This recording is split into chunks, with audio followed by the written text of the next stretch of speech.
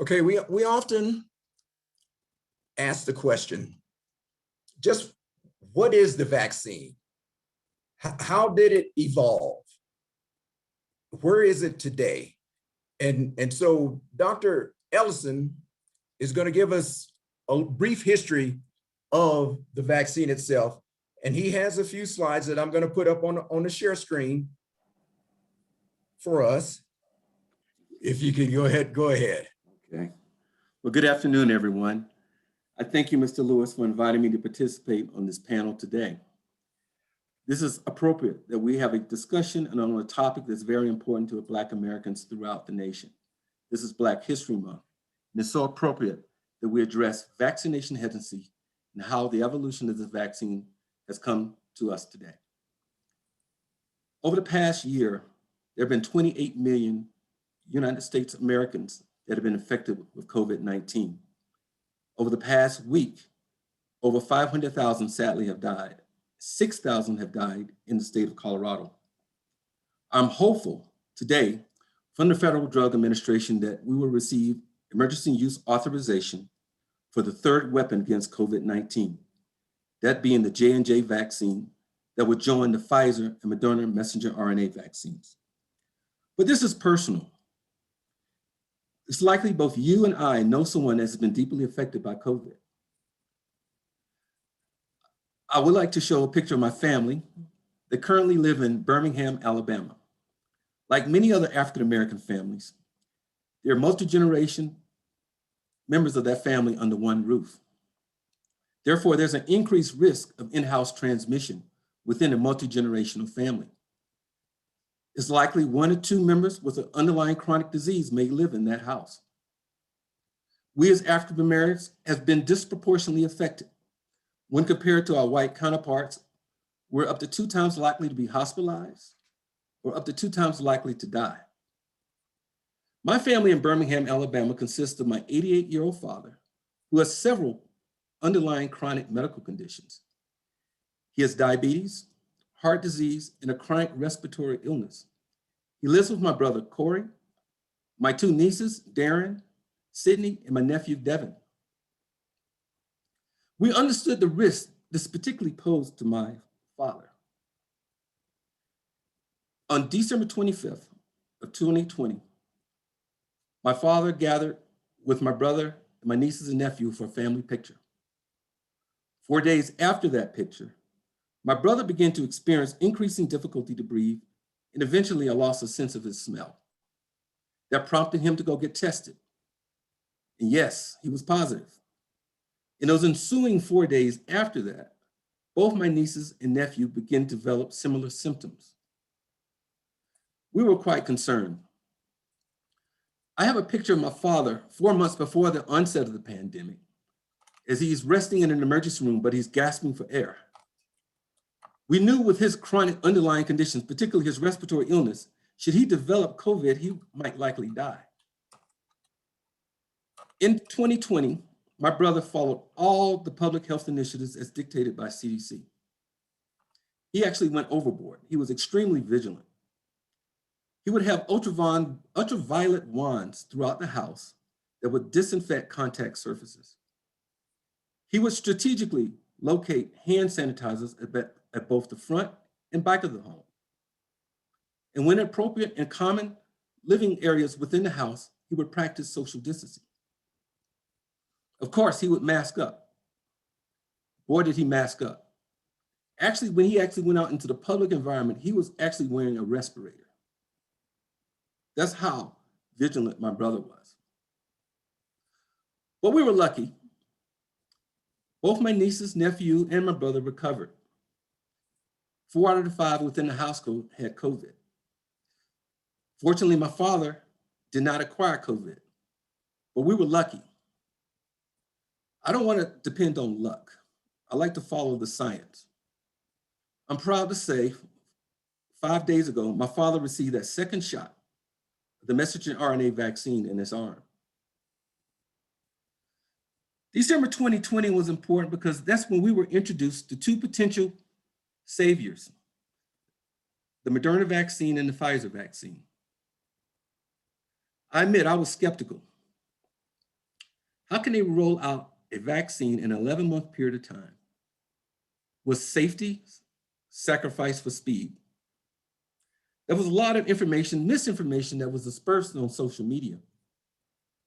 But I took it upon myself to do my own research. Let's pivot back to January 2020. Many of you, like I, in some far, far land that I never heard of, Wuhan, China, apparently a novel virus jumped from the bats to humans in some seafood market. And that was the beginning of the world pandemic. But what must be noted, within that 10-day period after the appearance of that severe acute respiratory COVID-2, the causative agent that causes COVID-19, we were able to identify genetically the sequence of this causative agent. That was very instrumental. The foundation of the science in which the development of messenger RNA had started 50 years prior to January 20th. It wasn't simply an 11-month process. By the fact that we were able to identify genetically that this virus was part of the coronavirus family, that we as scientists have been studying over 50 years in terms of the structure, the genetic makeup, and how it can affect both human and animals. Another important milestone came in 2002 and 2012. That's when we had the appearance of the predecessor of SARS-CoV-2, which was SARS, in the Middle Eastern respiratory virus in 2012. They were very genetically similar to the SARS-CoV-2. Much of the research and data collection that we performed on those two viruses was very instrumental in speeding up the process for messenger RNA vaccine. We understood studies that were performed in animals, and early clinical trials were done in a phase 1 style for both SARS and the Middle East respiratory virus. An important thing came out of that research. It confirmed that the spike protein S, which is on the outer coating of a coronavirus, was essential to cause infections in humans. And we also understood that spike protein may possibly be a target from which we can develop a vaccine candidate to combat COVID-19. Also, during the early 1990s, much research was done in cancer, particularly using messenger RNA platforms. Also, the information and data collected at the time was instrumental in enhancing and speeding up the process in which we have received the Moderna and Pfizer vaccines. I want to pivot to the time after January 2020. There were 3 significant events that also enhanced this process. We were in the middle of a worldwide pandemic. What was different, there was a much sharing of scientific information between medical research facilities and pharmaceutical companies throughout the world. Typically in vaccine production, you would have a trial and error process. This process was enhanced. At the time that we started to investigate potential candidates, there were greater than 150 different choices.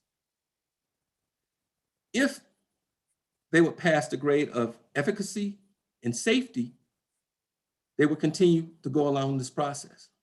But if they did not pass safety or efficacy, they would be removed and replaced by another candidate. This trial and error process tremendously enhanced our production. A second point I'd like to discuss is Operation Warp Speed. That was particularly a cooperative agreement between the National Institute of Health and Moderna. What it did was remove many of the financial barriers and red tape typically we would see with vaccine production. Now I must note, the Federal Drug Administration is responsible for authorizing the use of any drugs or vaccines in the United States. At not any time did they abbreviate this process. They were looking for safety and efficacy. If they did not meet the grade, they were thrown out. The third most important point that I would like to talk about was the African-American representation in these clinical trials. Historically, we would have less than 5% participation in any drug or vaccine candidates. What happened was we needed to know how we as African Americans are affected by a potential COVID vaccine. We have quite a bit of underlying chronic conditions and other social determinants that will end up, we will not respond as well or possibly respond as well to a vaccine. We needed to have participation. There were 70,000 participants in the phase 3 trials for Moderna and Pfizer. Nearly 6,000 of those were African Americans. This was led by leaders of historically Black universities and other national organizations that helped recruit the necessary participants we needed to have in a trial if we were going to trust a vaccine. If a trial had 99% composed of white Americans, why would we trust a vaccine to be given to us? It was essential that we had participation within the clinical trials. I'm glad to say the results were impressive. There was greater than 94 to 95% effectiveness across all racial ethnic groups. What was probably more impressive, I would cite the Moderna trial. Of those that received the vaccine, the first and second dose, not one African American contracted COVID. Not one. 100% effectiveness. In the Pfizer trial, there were 11 individuals that received the first and second dose that did contract COVID. 10 of those were Caucasian.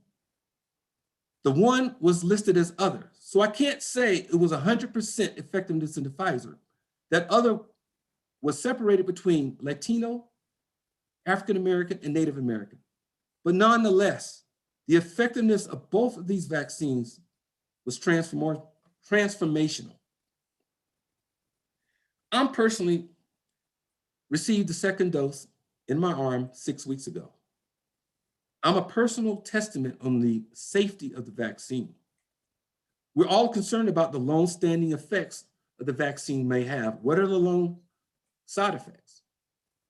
The average time in this trial that these patients or trial members were evaluated was a 9-week period of time. Typically in the past, at 8 weeks, any significant long-term side effects would have been identified in the first 8 weeks. I'm an ear, nose, and throat physician. I spend up to 100 times a week asking my patients to remove their masks so that I can examine their nose and mouth.